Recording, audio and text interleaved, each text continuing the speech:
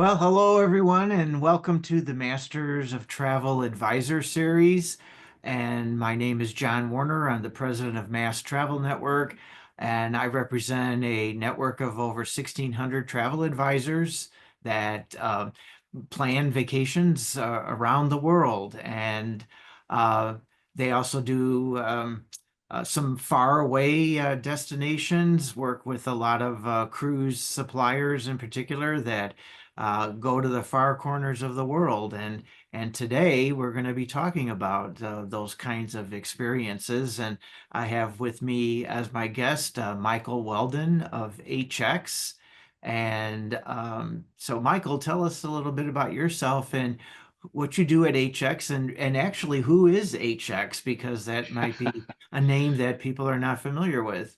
Yeah, first of all, thank you very much, John, and welcome everybody. And thank you for taking some time out to learn a little bit about what we do over here at HX and this whole thing called expedition cruising, as it were. So, I am the director of national key and strategic accounts. So, I work with the MAST agents. I handle from a 30,000-foot level the MAST account. I've worked with John and his group over a number of different cruise lines, number of different years, but very excited to work with them again in this position here. So a little bit about HX, and I know some of you that are listening and watching this probably have no idea who we are. And we are a company that was founded back in 1893 under the name of Hurtigruten. So if you're Norwegian, you understand Hurtigruten, which means fast route in Norwegian. And we started with those wonderful Norwegian coastal voyages going up and down the coast of Norway.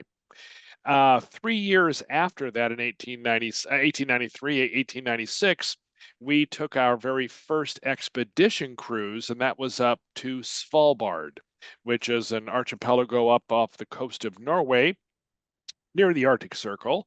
And that was the beginning of what we are now doing today, which was expedition cruising. Our captains that we have a long storied past with have ventured over into the Northwest Passage in Iceland and Greenland, Antarctica, all over the place, and thus began this whole exciting destination type of cruise line that we call expedition cruising. Now, more recently, just actually this past month in November 1st, we actually separated from Hurtigruten, and we are now both independent companies because both products, very, very good in their own right, were so drastically different that we needed to separate it in order for us to grow. So as of right now, Hurtigruten still does all the Norwegian coastal voyages. They do a fantastic job at that.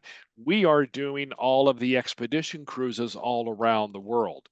So we're in these incredible places, like we mentioned, the polar regions, the Arctic, the Antarctic, but we're also in places that you probably wouldn't expect, like Northwest Passage, Iceland, Greenland, Alaska. We're also down in some warm water destinations in Central and South America. We're in the Galapagos Islands, the Patagonia region of South America. So some very unique things. British Isles is another one. So we have some really unique destinations that we travel to, and it's 10 years ago, there were only a handful of us, and now there are quite a few companies that are doing these really unique type destinations because people such as yourselves who have done ocean cruising, you've done river cruising, now they're looking for something a little more experiential, a little more intimate, smaller ship, et cetera, et cetera. And they want to seek out these educational type of trips because they want to learn. That's kind of the bottom line of it. Yeah, I mean, so true. Yeah, I mean, that's a big focus for a lot of people, taking these kinds of vacations that they want to have an experience that's so memorable and the comeback change, so to speak. They always Mhm. say they want to come back. Um, different. And so let's talk about, you Yeah. mentioned all the different destinations. So I want to just begin on focusing on the polar regions of the world because, why should they want to experience Antarctica through the eyes of HX? What are the most amazing differences over any other way to visit Antarctica? That good question, John. And I think that first, Antarctica is a destination that really you can basically only experience it by a ship. It's there aren't any hotels down there, no other ways of seeing it. So we need to go down there by ship. There are several different ways. Back in the 80s, in fact, I talked with a client recently at one of your events, and she had been down to Antarctica back in the early 70s. And I went, "Oh my gosh, you've got to tell me that story." And it was in an old Russian trawler that was Wow. there and doing, and Mm, oh my gosh, and this was a single lady. She went by herself yeah. there. So she was just the adventurous spirit. And fast forward now to today, where there was 20 plus cruise lines going to Antarctica. So, why HX? We pride ourselves in a couple of different things. One, first and foremost, we have a long history of going down there, 60 plus years of traveling to Antarctica, and it's because we have captains. And it's important when people start looking at ships and looking at companies to know what kind of vessel and what kind of captain, what kind of crew goes down there. You want someone that has experience. And so one, Norwegian captains have a lot of experience because they've sailed in these type of conditions all their lives. They're trained in that type of ice conditions. They study about it. So we employ all these incredible Norwegian captains. Two, you want to look for a ship that is Scandinavian designed because what lacks in Scandinavia for half the year? Sunshine. Mm, And so when they design ships, they design them where there's a lot of floor to ceiling windows allowing a lot of the outside in.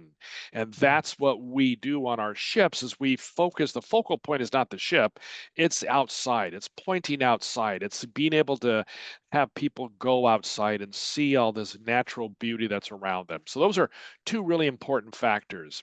The other thing I would say about us is that you really want to look for a company that is number one, really geared towards education and learning about that environment because it's a very pristine place. It's very spiritual. It's very sensitive. It's all the things you would think about and more. And so we approach Antarctica a little bit differently than everybody else. So one of which a lot of our competitors, and this is not a bang on them. I don't believe you win a race by tripping your opponents. We just do things differently. We do not have a fly program over to Antarctica, and that's by design. Because with us, sustainability is a huge factor. We are very sensitive to the nature that a lot more people are going down to Antarctica. And so that massive footprint down there, does it have an effect? We don't know as of yet. But one thing we don't want to do is add more stuff into the atmosphere, whether it be carbon or whatever that is. And so we chose to sail because of our sustainability efforts. We'd be hypocritical if we all of a sudden said, okay, we're going to fly people down there now. It's like, well, that's part of what we stand for, so we're not going to do that. And our ships are a little bit larger. They're not huge by any means. They're 490 guests, 500 passenger ship. And so they're all still very, very small. But I would much rather go across the Drake Passage on a 500 passenger ship than a 120, 30 passenger ship. We have incredible stabilizers. The ships are very stable. They're sailed very well. And so we don't have a whole lot of problems going across the Drake Passage. But I would say that really the number one reason is you want to be with a company that places an emphasis on learning and education.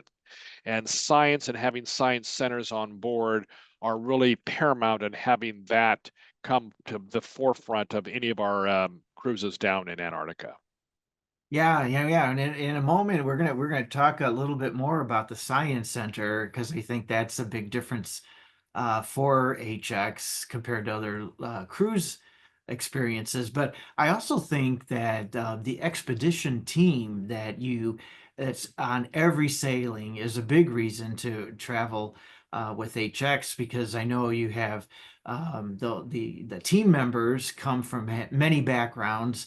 They're lecturers, they've been lecturers, conservationists, journalists, and researchers, some CEOs. I noticed, like looking at your website, and they might be former marine or wildlife biologists. I see social anthropologists, oceanographers, archaeologists, ornithologists, paleontologists, and glaciologists. I mean, a lot of experts in their fields. And so, traveling to this part of the world obviously is a life-changing experience. These experts play a big role in that, but they also look out for passengers' well-being and their safety, their being comfortable. Um, so, um, how do you feel like this guided experience, this type of, ex being able to travel with these kinds of experts, is different from other other ways Yeah. of Yeah, I think that, and again, another incredible, great question. People, when they travel, most of our guests have done ocean cruising, they've done river cruising, they've done all kinds of travel. And so now they're looking for these cruises that will give them the opportunity to learn. So, how do we do that? How do we go from an ocean cruise to kind of a learning type cruise? And people sometimes have this misconception that an expedition cruise, oh my gosh, I've got to be fit to hike Kilimanjaro or to scale, Denali or whatever. That's not it. The biggest difference between us and ocean cruising is that we don't have show lounges and we don't have slot machines. So again, everything is geared towards, as you indicated, the science aspect of it. So that part of that whole cruise experience is really where we shine. We have anywhere from 15 to 20 of those type of individuals you just mentioned, the whole list of them, and we purposely point or we hire people that are relevant to each destination. So, ornithologists, marine biologists, anthropologists are all relevant to almost every location that we travel to, but we like to have a big cross section. And most of these people they could be retired professors, or they're on sabbatical, or they're professionals in their own right across the world. And these people come to us and they're very passionate about what they do. And you'll see that during the entire course of the cruise. They dine with the passengers, they're in all of the shore excursions with the passengers, they are out and about all night with the passengers. So, in other words, we have total access. Your guests, the people that travel, have total access to all of these incredible scientists aboard the vessel. And how that relates to the experience is that you can have a conversation with, a whole pod of whales, that maybe some orcas that have cruised by in Antarctica, and someone's let's say they're very interested in that. Well, we'll have a marine biologist on board that maybe their whole expertise is on these different pods of whales, and so they can sit down in the lounge and have this incredible conversation and learn all about this particular pod, where another cruise line wouldn't have that in opportunity. Again, most other cruises don't have the type and the amount of scientists or professionals that we have on board. They lack science centers, et cetera, et cetera. Because that's just not their goal for their passengers. It's other things, which is fine, but we think that our guests want to learn about these destinations. They want access to all these incredible people, and that's what we give them. Yeah, and I think that really lends itself to having an amazing experience when you go to that part of the world or the other destinations that you sail to as well. So speaking of the time that these scientists and experts in their field spend with you, just as a side excursion, because it caught my eye, something that I thought I'd be interested in doing if I visiting Antarctica was I heard you can stay in a tent overnight, uh, and uh, while you're there, and so tell us a little bit more about that adventure. Yeah. So it's one of our really unique experiences in Antarctica. Now, we know it's not for everybody. Right. Um, my wife said, "You'll never get me in a tent on an ice shelf." She says, "That is just Right. not blah, blah, blah." She's just not going there any way, shape, or Yeah. form. But I am. I'm a big camper. And so I like to do things like that. And so what we have is this, we call it camping on the ice. We take a group of about 15 to 20 people at a time. And it depends, it's all weather dependent. So if it's bad weather, we won't do it. But sometimes we can do it once. Sometimes, if there's time to do it another time, we will. But at least once during the cruise, you can sign up for this. It's an added cost, so it's not included.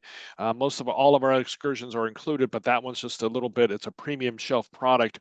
And we take these people on the ice with all a network of our guides that are there, and we provide all the tents, all the bags, etc. And we launch, they get there, the ship will actually leave the area. No. And it's funny because they think, Yeah. oh my God, we're all by ourselves. But we want to give guests the actual feeling of what it was like probably for the early explorers when they Yeah. were there by themselves. And Sure. actually the ship just goes around the corner and it just sits there. So just Yeah. out of visual range is what it is. Great. But and so they, yeah, we have the food there for them. We stay overnight, and in the morning they get up and we, pack up and they go back on board with the Yeah. Zodiacs. But it's an incredible experience, and I tell people that, these are once in a lifetime type trips. Going to the seventh continent, Antarctica. So once you're there, why not do it? These are things you can tell your friends and family. Hey, I camped on the ice. It was incredible. But Yeah. yeah, it's a very unique experience. Again, not for everybody, but for those people who have a little more rugged spirit and Yeah. you want to do something unique, totally would suggest it. Yeah, I would definitely have to do it. Um, so it'd be something that I would be interested in. But so anyway, you did a few minutes ago refer to the other parts of the world that the HX ships also visit, and of course Iceland and Greenland, around South America, Svalbard. We're going to talk a little bit more about that in a moment, but. Do you have a cruise that circumnavigates Iceland? Yes. Yeah, we have several that do. And so it depends on the length of the cruise. We have a very popular one that leaves from Hamburg and takes in the Faroe and Shetland Islands and then goes and does a circumnav. Some people, now that's a little bit longer. I think it's about 15 days or so, 14 days.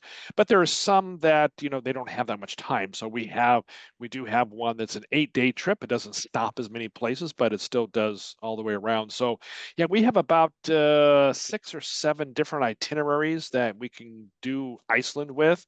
It's both Iceland and Greenland are very, very popular, as you probably well know, but it's one that's even becoming more popular due to the new airport in Nuuk in Greenland, and then because Reykjavik we have in Iceland, and people will go there. So there's lots of more lift coming into that area in general. Yeah, And so we're very excited about all of those possibilities. But Iceland is beautiful. It's a beautiful destination, and people who go there just come back going, "Oh my gosh, I can't believe it's in our yeah, own backyard. Basically, it's not that far away from us, and it's right here." So right. very, very Yeah, pretty. no, I think that's a great way to see Iceland because distance. Of course, it's not a large island, but No, it is distances are far.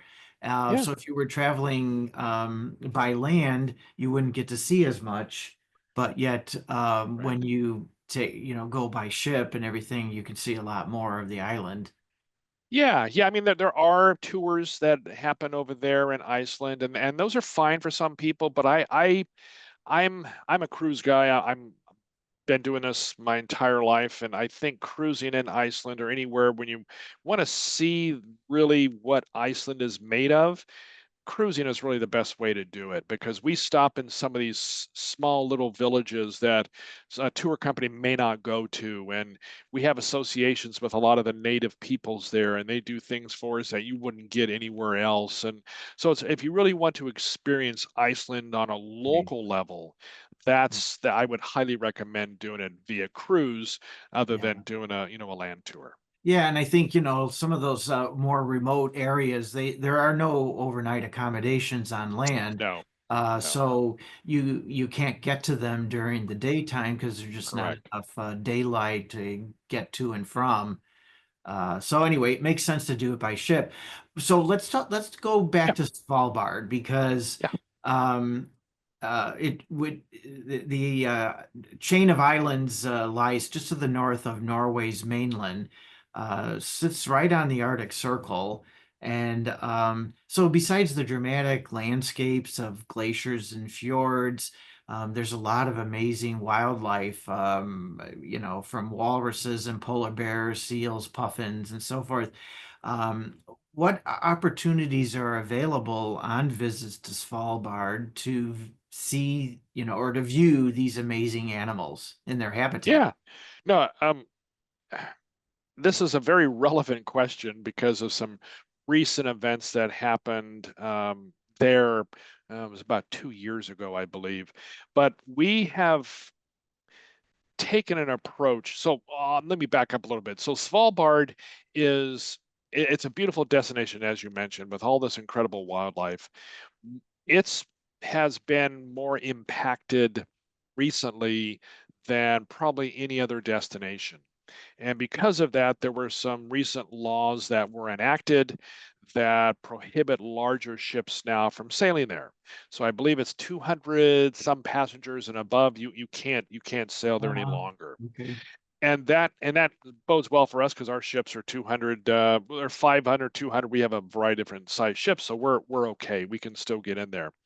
And it all came about because of there was a I won't name the company at all, but there was a larger vessel there in a more of a mass market type cruise line that really didn't know the area, Mhm. got too close to some polar bears, and one had to be shot. And Um, it was an unfortunate incident. The locals were extremely upset, and as they well should be, because they had people there. They weren't the local guides, they were their own people, and they just didn't know how to navigate that whole area. So, because of that, these laws were enacted because we want to have people there that know what they're doing, know how to source visual wildlife, etc. Now, on when people go there, on the west side of the island or the archipelago, there's not, that you're not going to see a whole lot of polar bears. They're really on the eastern side because there's more, all the towns and townships are there on the, it's not to say they won't venture over there, sometimes they do, but most right. of the viewing is occurred on the other side. We have taken a stance where when you do the circumnavigation around Svalbard, you're usually going to see polar bears and the puffins and the walruses, et cetera, just like you said. But we really have kind of scaled back on like our marketing efforts. We don't want to place the entire emphasis on polar bears because we understand that just like any wildlife, we can't guarantee that you're going to see a polar bear. Sure. Svalbard is a huge place, and there's thousands of polar bears. But sometimes you can look and you won't see a single bear. Other times there are a plethora of them around. So we say, hey, this is hopefully we'll see one. But it's always the highlight of the trip is when people see polar bears, Yeah. but we are staying at a safe distance. We have guides that know how to stay because I don't know if you know how fast polar bears run, but they can run a heck of a lot faster than humans can. And Yeah. it's when they see us, they see us as food, not as friends. And so we want to make sure we're near where they are, and Yeah. but we can see them from a distance. But it's a magical place, and when you can see these polar bears from any kind of vantage point that we have, it just makes everyone's eyes light up. So Oh, that's, sure. we're really happy that we get to see them as much as we do. Yeah, no, it's got to be truly amazing. Yeah. So the science center on board the ships was mentioned just a few minutes ago as well. Tell us more about that and about the scientists that are on board. Yeah, so our science and these are purpose built for us, and these science centers are gorgeous in their own right. They would rival almost any collegiate type of science center, and we have full array, microscopes and bone clones and a whole array of other scientific items. All of our lectures take place here. I shouldn't say all of them, but most of them take place here in the Science Center. And that our expedition team leaders are the ones who guide all this, because these are some of the scientists that we hire specifically to run these lectures and to talk about these different activities, whatever we're doing in these different areas that promote having a scientific discussion, whether it be taking water samples or whether it be taking a fur sample from fur that we found and to identify what type of animal it was on board, or just to discuss polar bears in general and their breeding habits or their eating habits or their, what distances that their territories that they roam about. So lots of different things happen in the Science Center, but really, and again, we're one of the very few expedition companies that even have a science center to this magnitude because they are very, very nice. And but yeah, it's one of our big emphases on science, and of course that's why we have these incredible areas on the ship that promote that. Yeah, I mean, it is one of the differentiators too for HX, and and that brings up another point of that of the work that the scientists do.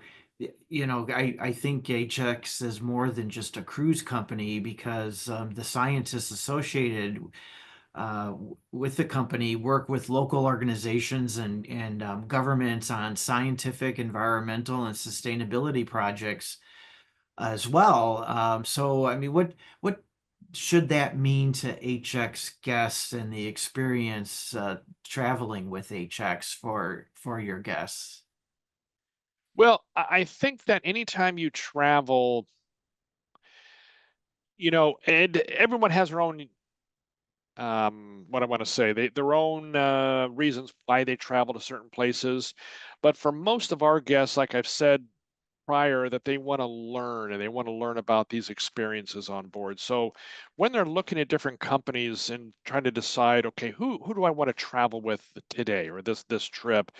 I think you have to look at how the company operates and then what their mission is and from a big overview. Some people don't care, but other people do. And it's really with us, it all centers around science, the associations we have with these different scientific avenues around the country. For example, our science center, any of the projects that we do on board, we're doing them for a specific reason. We'd like to say that we do them for the guests and stuff, but we're really everything we do, we upload and we give data to all these scientific institutions around the world. When we follow whales, when we follow dolphins, different bird species, climate activities, ocean breeding grounds, algae content, etc. A lot of different scientific communities around the world from, gosh, huge. There's one Scripps Institute. There's the Orca Institute. There's Western Washington and Washington State. There's a couple institutions in the UK. There's about 15 to 20 that we take all this data after we assemble it and we upload it to them because it's more or it's easier for us to collect it than these groups because they're not there. We're there all the time. So they Mhm. kind of rely on our data to get all this information and upload it. So, and our guests can be part of that. We even have a science boat where Wow. guests can come in. It's all voluntary. There's no cost to it. But if someone wants to go out when we're collecting samples of water or when we're getting fish or looking at dolphins or whatever, they can go out on the science boat and help be a part of that Yeah. experiment and come back on board and see how it is relevant and see how we upload it. And so and people, they just get a kick out of it. They Oh, I'm really sure. play scientist for a day, Yeah. so again, Right. one of the things that again separate us from everybody else. Yeah. No, I mean, just again, another just an incredible opportunity. So I'm sure a lot of people take advantage of it. But of course, all this adventure and everything is going to get people hungry. So let's talk about the culinary experience aboard the ships. And people have worked up quite an appetite. So tell us more about the dining options and the menus and so forth. Yeah, so dining with us is second to none. So we really place a big emphasis on having some incredible foods. And one, again, we differ from everybody else because we like to provision our vessels locally instead of having food shipped thousands of miles across the wherever they are to get the food. We don't like to use frozen stuff. So when we, as much as we can, we will provision as we go. So we get the freshest meats, freshest fish, freshest cheeses, berries, etc. So that's one thing that's unique to us across every element where we travel to. On our vessels, we usually have at least three different restaurants. Some we have two, it depends on the ship size, but the three, we have our main restaurant, which is called Aune, and that's where people have breakfast, lunch, and dinner. And it's mainly buffet style. And so there's all kinds of incredible dishes. Some are local, some are Norwegian, some are international type flair. So some really, really good foods. Our other restaurant, it's called Friedheim. It's one of my favorites. It's more of comfort foods. So we have you can get cheeseburgers and dogs Uh, and tacos and Asian buns and burritos and milkshakes. They have like four or five different flavors of milkshakes. Really, really good food, and that's again a very, very popular place. And then our third restaurant we usually have is what we call a Lindstrom, and that is. It's more of a higher end restaurant. It's complimentary to all of our suite guests, but there's a 25 € charge for anybody else who wants to dine in there. You can dine as much as you want as long as there's space available, and that goes for our suite guests too. It's just that they're all complimentary every time they dine there, but it's a little bit higher food and a little bit nicer a little bit. But I mean, I've dined in there too, but I prefer Aune just because I like the selection that they have, and the food is really, really good. And but the overriding thing on all the restaurants and all the experiences that we are totally casual in all of them. We have no dress codes at all on the vessel.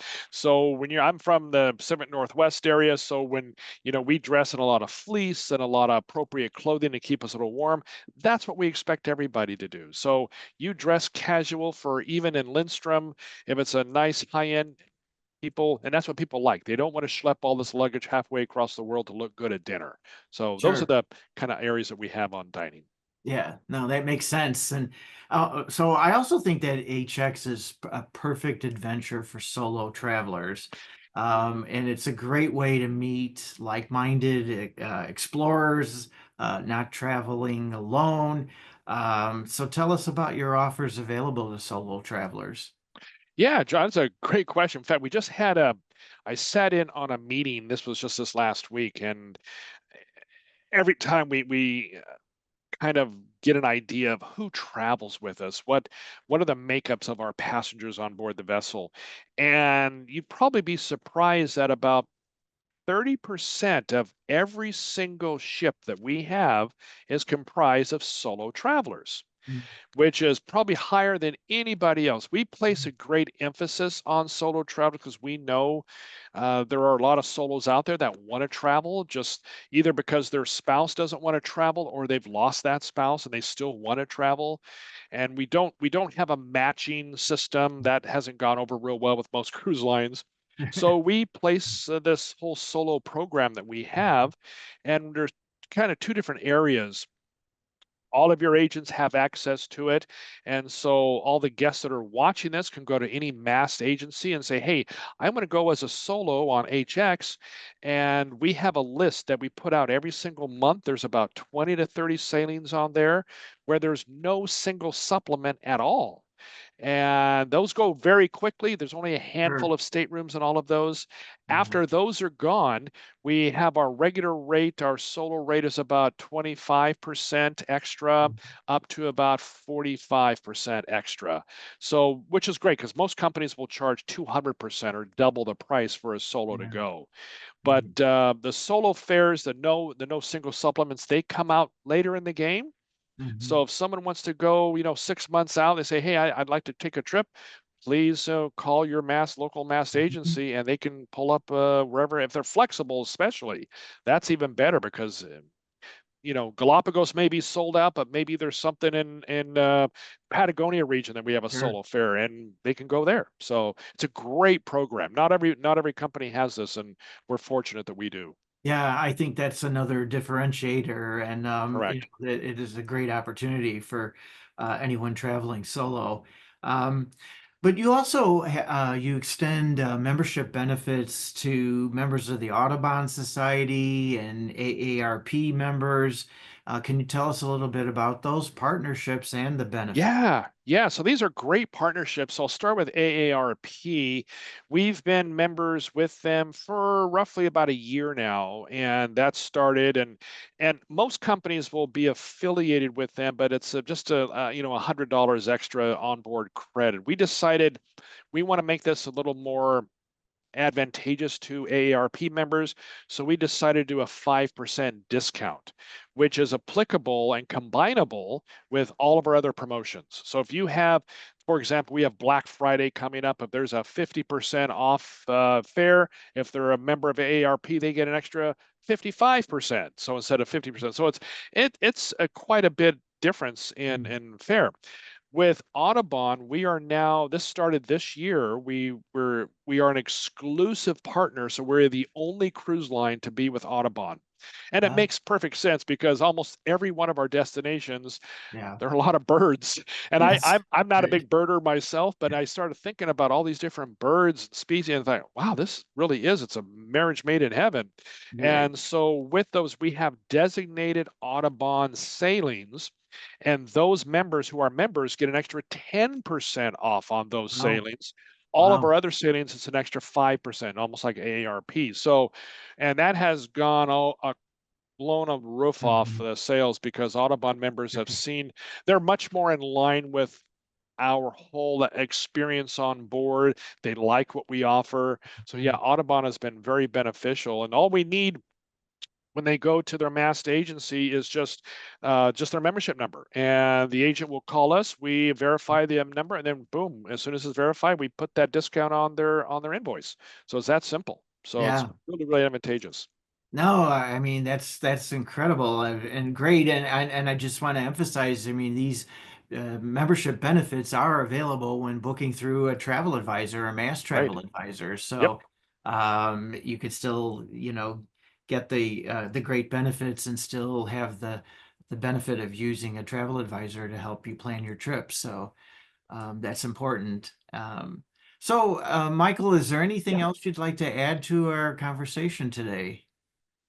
Well, I think just the fact that people don't let the term expedition scare people off when you're looking at doing these areas. I would think of it more as exploration, Oh, yeah. or think of the destination, because Great. again, I've talked to quite a few people at some of your events, and they say, oh gosh, we're not fit enough to do these type of Yeah. cruises. And that's not it at all. If you can walk, you can go one of our cruises.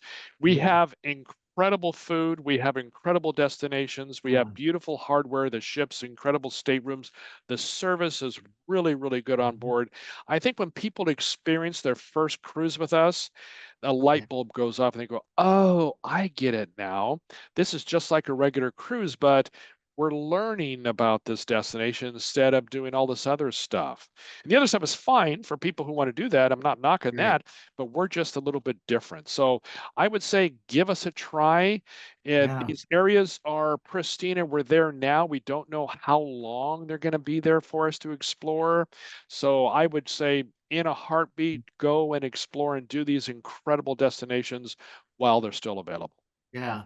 Now, I like the fact that you mentioned the word exploration because I do see where someone, when they think of expedition, that it's going to be more strenuous than their either their ability or perhaps even their willingness to, to take that kind of a trip. They don't want to perhaps get overly ambitious with their, Right. vacation plans. So. Right. Right. Yeah, I could Yeah. see. Well, anyway, I mean that's great. A great conversation and so much to know about HX and the destinations you go. I learned a lot from our conversation, and I really appreciate you joining us today. Absolutely, John. And thank you, and thank all your advisors and membership agencies for all their support over the years. It's been greatly appreciated. You're an incredible organization, and anything we can do to help, we're always there for you. Oh, excellent. All right. Well, thank you so much.